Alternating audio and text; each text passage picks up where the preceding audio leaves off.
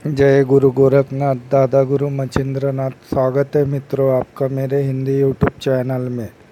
एक बार फिर से मैं आपके सामने एक बहुत ही प्रचंड एवं गुप्त आदिवासी विद्या लेके आया हूँ।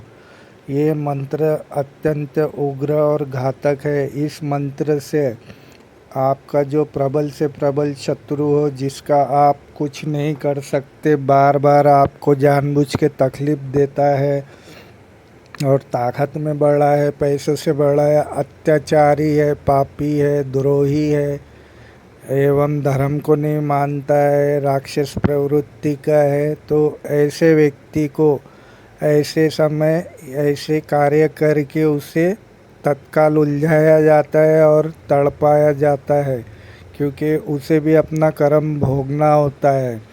तो आगे बढ़ने से पहले जानबूझ के किसी के ऊपर ये करना गलत है। लाभ और हानि के जिम्मेदार आप होगे, मैं या मेरा चैनल नहीं होगा। किसी को अकारण कष्ट अगर आप दोगे तो आप ही उसके पाप के भागीदार बनोगे और आपके ऊपर ही वो चीज़ उल्टा असर करेगी। इसीलिए सोच समझ के इस प्रयोग को करें। जब आपके पास कोई रास्ता बचा ना हो तभी ये प्रयोग करें, है ना। अब इस मंत्र को सिद्ध करने के लिए वैसे तो ये मंत्र सिद्ध है, स्वयं सिद्ध है, पर इसे जागृत करने के लिए, पूरा अपने शरीर में उतारने के लिए, प्रबल बनाने के लिए आपको 28 दिन तक रोज़ 121 मंत्र का जाप करना है। ये मंत्र अत्यंत ही उग्र है। जाप करते समय आपको एक दिया लगेगा, 5 अगरबत्ती लगेगी, एक मिठाई लगेगी, चूड़ा लगेगा, एक अंडा, एक देसी की धार, एक ही बार लगेगी। मिठाई और चूड़ा रोज़ लगेगा, है ना। तो आपको 28 दिन तक 181 बार इस मंत्र का जाप करना है और 21 आहुति कंडे की अग्नि पे गूगल से आहुति देना है। अब ये हो गया आपका मंत्र चैतन्य, पूरी तरीके से जागृत।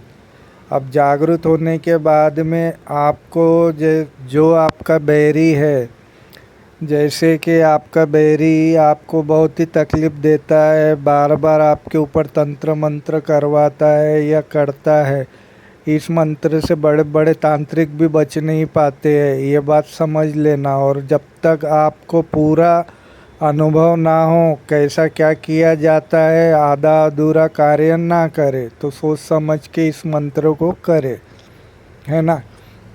अब जैसे आपका मंत्र चैतन्य जागृत हो जाता है, आपको एक तो हरा नींबू लेना है बिना दाग वाला या फिर पीला, और दोनों नींबू धार वाले हो।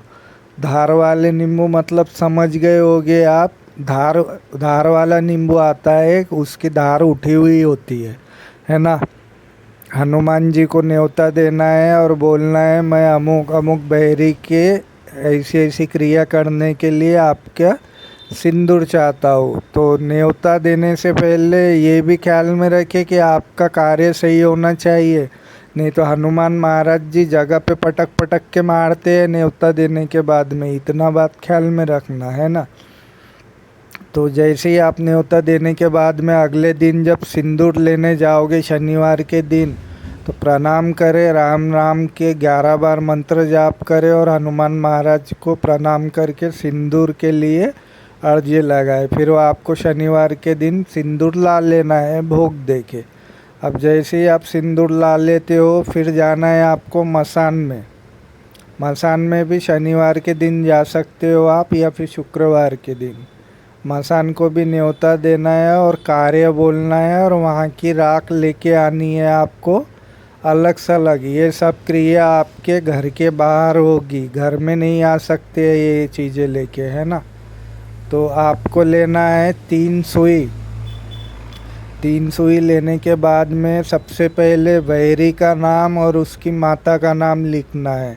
उसकी नज़र आपके चेहरे पे हो, पूरा उसका चेहरा आपके नज़र में हो, तो ध्यान करते हुए आपको नाम लिखना है और सुई से एक सुई पे 21 बार मंत्र फूंकना है आपको और उस नींबू में चुबाना है।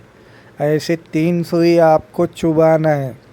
चुबाने के बाद में बढ़िया से आपको जो सामान आप पूजा में लेके बैठे थे उसमें एक चेंज करना है।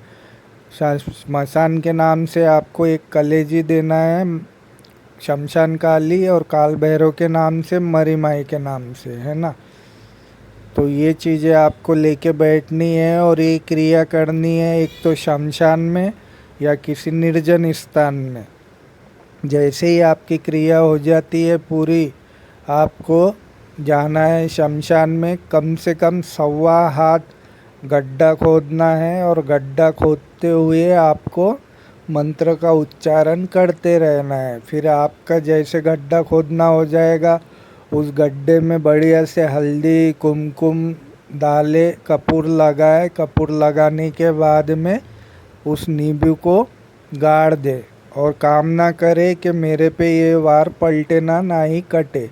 ये होने के बाद में उस गड्ढे को आपको अच्छी तरीके से बुझा देना है। उसके बाद में एक वजनदार पत्थर रख के अगरबत्ती लगा देना है।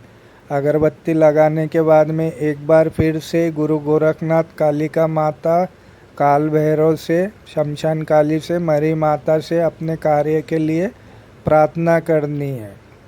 और घर में बाकायदा हाथ मुंह धो के आ जाना है। आप देखोगे आपके शत्रु के ऊपर इतना भयंकर घातक प्रयोग होगा कि आपके सोच के भी परे है। वो बार बार हॉस्पिटल जाते रहेगा पर कुछ निकलेगा नहीं, ना ही किसी तांत्रिक मांत्रिक के ये जंतर समझ में आता है। आशा करता हूँ आपको वीडियो पसंद आया होगा। जय गुरु गोरखनाथ। आदेश।